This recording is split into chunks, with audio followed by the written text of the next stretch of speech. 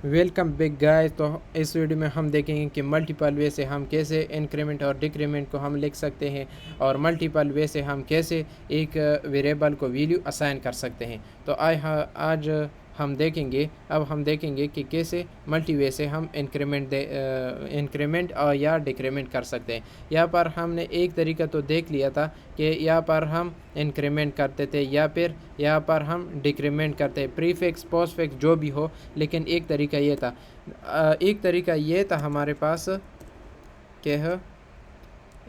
हमारे पास ये था कि हम एक वेरिएबल है उसको प्लस प्लस कर देते थे, प्लस प्लस, या फिर एक वेरिएबल था हम उसको माइनस माइनस कर लेते थे।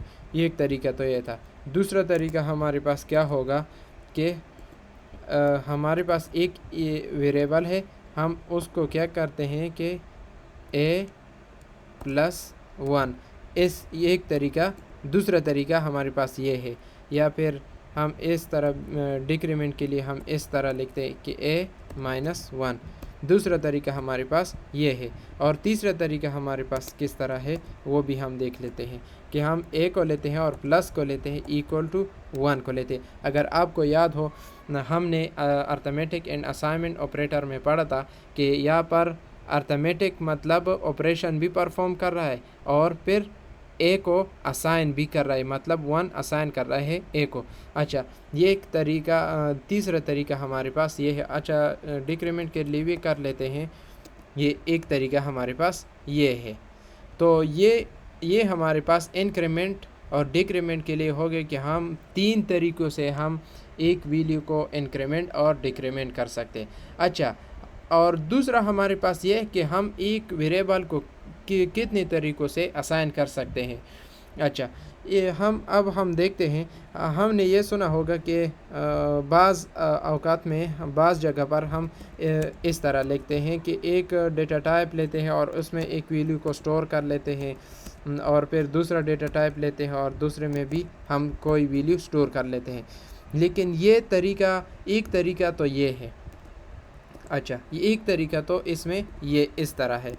और दूसरा तरीका हमारे पास क्या है कि हम अगर हमारे पास डेटा टाइप एक मतलब सेम हो, इसका भी सेम हो, ए का भी सेम हो और बी का भी सेम हो, तो हम इस तरह भी लिख सकते हैं कि ए को हम असाइन कर दे, मतलब या वहाँ पर 10 है ना,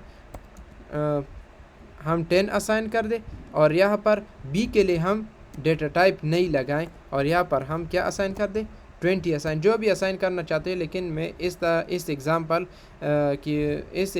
की यहाँ पर जो हो रहा है उससे मदद ले रहा हूँ और उससे कर रहा हूँ कि इस तरह आप इसमें आप 10 की जगह 4 भी लिख सकते हैं, इसकी जगह आप 80 भी लिख सकते हैं।